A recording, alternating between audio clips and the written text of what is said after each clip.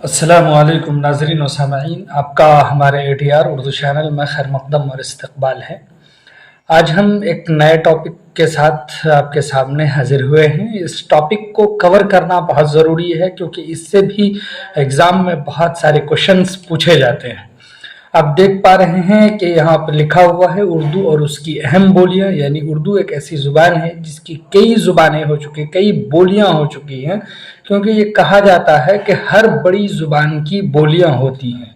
जब कोई ज़ुबान अपने मरकज़ से, यानी जहाँ सेंटर है, जहाँ पर उसकी इब्तिदा और इर्तिका शुरू हुई है, मरकज़ से हटकर दूर दराज इलाकों में बोली जाती है, यानी वहाँ के बोलने वाले फैल जाते हैं, अलग अलग जगह पर चले जाते हैं। जब कोई ज़ुबान दूसरे लिसानी माहौल में बोली जाती है, यानी वो लोग जब दूसरी जगह जाते हैं तो वहाँ पर अलग ज़ुबान बोली जाती है और उससे इख्तिलात होता है। और इसी तरह से जब कोई ज़ुबान समाज के मुख्तलिफ तबक़ों में बोली जाती है तो उसकी हस्ब तरतीब इलाक़ाई, यानी समाज में और दूसरे लिसानी माहौल में जब बोली जाती है तो इलाक़ाई, लिसानी और समाजी बोलियां जन्म लेती हैं। उर्दू एक तरक्की याफ्ता ज़ुबान है, यानी उन्हीं में से एक ऐसी ज़ुबान है जिसको बहुत ज़्यादा लोगों ने बोलना शुरू किया और वो एक राब्ते की ज़ुबान बन गई। बहुत ज़्यादा उसकी तरक्की और पजीराई हुई। ये हिंदुस्तान के दूर दराज इलाकों में बोली जाती है। उर्दू एक ऐसी ज़ुबान है जो हिंदुस्तान के मुख्तलिफ़ गोशों में बोली जाती है, मुख्तलिफ़ ख़ित्तों में बोली जाती है, अलग अलग जगहों पर बोली जाती है, सूबों में बोली जाती है। इस तरह उर्दू की मुख्तलिफ बोलियों ने जन्म लिया, यानी उसके समाजी रवाबित बढ़े, दूसरे लिसानी माहौल में बोले जाने लगे, इसलिए उसकी कई बोलियां जन्म लेने लगी। बोलियों का जन्म लेना एक फितरी बात थी, जैसा कि इससे पहले हम बता चुके।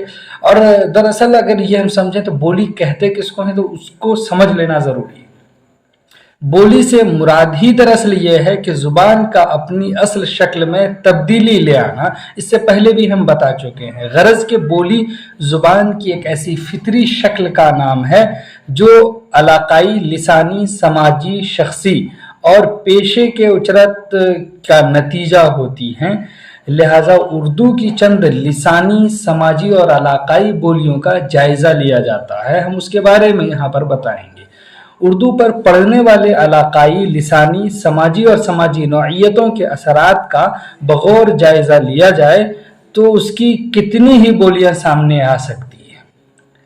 ये कन्फ्यूज़न आपके क्लियर हो जाने चाहिए कि अगर हम उसका जायज़ा लेंगे तो बहुत सारी बोलियों को हम देख पाएंगे, लेकिन हम यहाँ पर आपको बताएं कि उनकी बोलियों को मजमूई तौर पर 3 हिस्सों में तकसीम किया जा सकता है। 3 ही पार्ट में उसको बताया जा सकता है। पहला है कि लिसानी बोलियां हो सकती हैं, समाजी बोलियां दूसरे नंबर पर, तीसरे नंबर पर है इलाक़ाई बोलियां। तो ये 3 हिस्सों में उसको तकसीम कर सकते हैं। उर्दू मुख्तलिफ समाजी लिसानी माहौल में बोली जाती है, यानी इसका मतलब क्या हुआ कि ज़ुबान अलग अलग बोलने वाले हैं उसके दरमियान में बोली जाती। इस तरह उर्दू की मुख्तलिफ लिसानी बोलियां उभर कर सामने आई। मसलन कौन कौन से कि कलकत्तिया उर्दू, यानी कलकत्ता में बोली जाने वाली, कश्मीरी उर्दू, बम्बैया उर्दू और दक्कनी उर्दू वगैरह, इस तरह की उर्दू सामने आई हैं। इसी तरह से आप ये देखिए कि उर्दू की समाजी बोली का ताल्लुक, जैसे 2 नंबर पर बताया कि समाजी बोलियां, तो उर्दू की समाजी बोलियों का ताल्लुक है समाज से, यानी वो नस्ली इम्तियाज़ात, तबक़ाती तफरीक और पेशों के अलावा दूसरी समाजी नौइयतों, मसलन यानी एग्जाम्पल दे रहे हैं, तालीम, उम्र, जिन्स वगैरह से जुड़ी होती हैं। इस एतबार से उर्दू की लिसानी साख्त की जो बदली हुई शक्लें सामने आती हैं उन्हें समाजी बोलियों के नाम से पुकारा जाता है। उर्दू में इलाक़ाई बोलियों के वजूद में आने की दो बुनियादी उसलूब हैं। जो इलाक़ाई बोलियां उर्दू में सामने आई हैं उसके वजूह अगर बयान करें जो वजूद में आई हैं तो उसके 2 बुनियादी असबाब हो सकते हैं, उसलूब और नतीजे हो सकते हैं। ये है असबाब, है असल में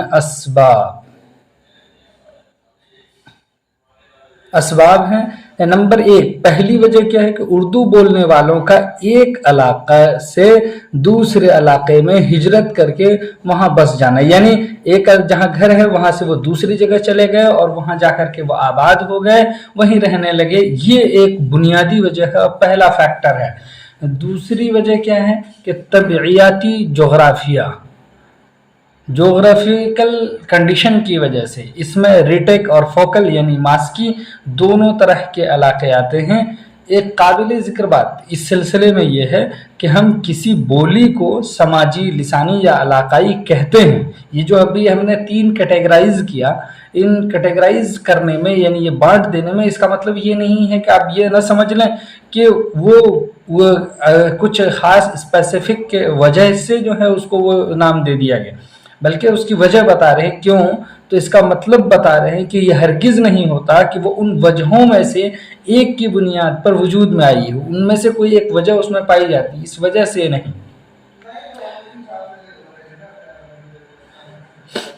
اردو کی سماجی بولی ان میں سے ایک کیا ہے؟ کرخنداری ہے۔ تو دیکھیے اردو کی چند اہم بولیوں میں ایک کرخنداری بھی ہے۔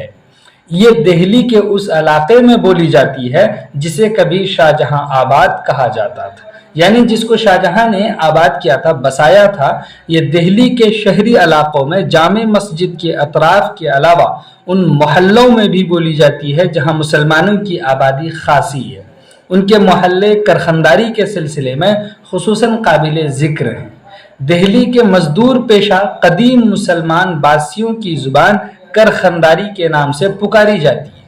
یہ بولی نہ صرف سماج کے ایک مخصوص طبقے سے متعلق ہے بلکہ اس پر مختلف سماجی دباؤ بھی پڑتے ہیں، اس لیے اسے اردو کی ایک سماجی بولی کہا جاتا ہے۔ لفظ کرخنداری کارخانہ سے مشتق ہے۔ تشکیلیاتی ساخت اس طرح سے ہے کہ کارخانہ، کار بمعنی کام پلس خانہ بمعنی جگہ پلس دار لاحقہ ہے، کارخانے دار یعنی کارخانے، خانہ دار یا نسبتی لاحقہ ہے کارخانے داری۔ کرخنداری اس طرح سے بنا ہے۔ کرخنداری لفظ اردو کی پرانی تحریروں میں نہیں ملتا ہے۔ اب دیکھیے کہ اردو کی بولیاں جیسا کہ ہم نے کہا کہ ایک اور ہے، وہ ہے کلکتیہ اردو۔ یہ مغربی بنگال اور بنگلہ دیش کی اہم زبان بنگالی ہے جو اپنی چند بولیوں کے ساتھ دونوں علاقے میں بولی جاتی ہے۔ یقیناً اردو بنگال کے بہت سے علاقوں میں بولی جاتی ہے۔ بنگال میں اردو کو اکبر کے عہد میں باقاعدہ فروغ ملا۔ 16ویں صدی تک یہ ایک زبان کی حیثیت سے وہاں رائج ہو گئی۔ کلکتیہ اردو کلکتہ شہر میں بولی جانے والی اردو کی ایک زبردست سماجی بولی ہے۔ یہ صوبہ بہار کے علاقوں کے مہاجر کی زبان تھی، یعنی یہاں سے ہجرت کر کے وہاں جا کر بس جانے والے کی زبان تھی۔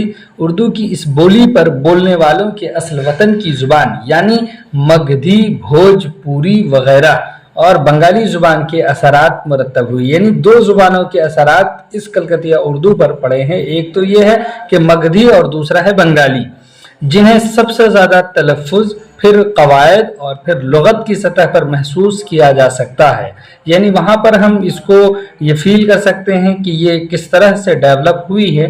عام طور پر یہ اردو کے مزدور پیشہ طبقے کے لوگوں کی زبان ہے جسے وہ اپنی برادری میں روزمرہ کی زندگی میں استعمال کرتے ہیں۔ اب اس کی ایک لسانی خصوصیات چند ہم بتا دیں کہ ہے کہ نمبر 1 ہے اس کی لسانی خصوصیات میں کہ اردو عربی و فارسی کے مصمتے قاف، فے، زے، خے، غین، کلکتیہ اردو میں کاف، فے، ماپ، جیم، اس کے بعد کھا، وہ رے، گاف ہوتے ہیں۔ شین پر مشتمل الفاظ بھی ہوتے ہیں، سین مصمتے کے ساتھ تلفظ ہوتے ہیں۔ اس کے بعد ہے نمبر 2، دوسرا ہے اس کی خصوصیت ہا، آواز کی طرف رجحان کم ہے، یعنی یہ ہا والے آواز اس سے ادا نہیں ہوتے ہیں۔ اکثر الفاظ ہا مصمتے کے بغیر تلفظ کیے جاتے ہیں، جیسے آہستہ کو وہ بولتے ہیں آستہ، اسی طرح نہیں کو وہ لوگ بولتے ہیں نہیں وغیرہ۔ 3 नंबर पर है 2 मुसव्वते एक साथ नहीं आते हैं उसके यहाँ। ऐसे अल्फाज में मुसव्वते को गिरा दिया जाता है और उसकी जगह मुसम्मता तलफ़ुज़ किया जाता है। जैसे जाएगी को वो बोलते हैं जागी, चाय को बोलते हैं चा, इसी तरह से खाएंगे को बोलते हैं खाएंगे वगैरह। नंबर 4, वाव बे में बदल जाता है। जैसे तस्वीर को बोलते हैं तस्बीर, तलवार को बोलते हैं तलवार, मौलवी को बोलते हैं मौलवी, जलवा को बोलते हैं जलवा। इसी तरह से नंबर 5 है मुसव्वतों को अनफी करने की तरफ आम रुझान पाया जाता है। जैसे होश होश, सोच सोच। इसी तरह से 6 यानी छठा खुसूसियत है लफ्ज़ के आखिर में मुसम्मती खुशों को तोड़ दिया जाता है या आखिरी मुसम्मते को हज़फ कर दिया जाता है। जैसे दरख्त है तो दरख्त, गोश्त को गोश्त बोलते हैं, इश्क को इश्क बोलते हैं, चांद को चांद बोलते हैं। यानी इस तरह से देख लीजिए एग्जाम्पल दोनों के आगे मुसम्मती खुशों को तोड़ देना उसके मिसाल है, इसी तरह से आखिरी मुसम्मते को हज़फ कर देना उसकी मिसाल है। 7वीं खुसूसियत है कि तवील को मुख्तसर करने, यानी जो तवील मुसव्वते होते हैं उसको मुख्तसर करने की तरफ रुझान उसमें आम है। जैसे हम बोलें कि दूसरा तो वो बोलेगा दूसरा, आसमान बोलेंगे तो ये आसमान बोलेंगे।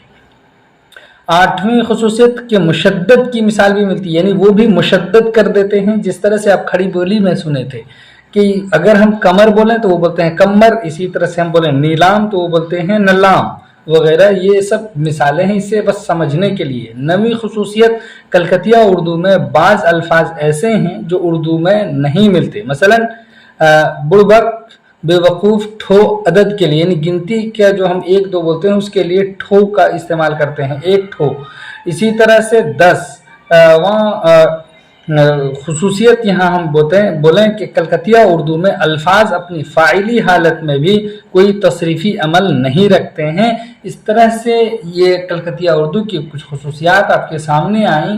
यहाँ आप देख लीजिए उर्दू की बोली दक्कनी उर्दू, और इसके बारे में हम तफसील से आपको बता चुके हैं, दक्कनी उर्दू की खुसूसियात तक बता चुके हैं। आप सिर्फ यहाँ पर 1 2 चीज़ हम बोल दें कि दक्कनी उर्दू जनूबी हिंद में बोली जाने वाली उर्दू की बदली हुई शक्ल को कहा जाता है। इसे उर्दू की इब्तदाई शक्ल भी कहा जाता है।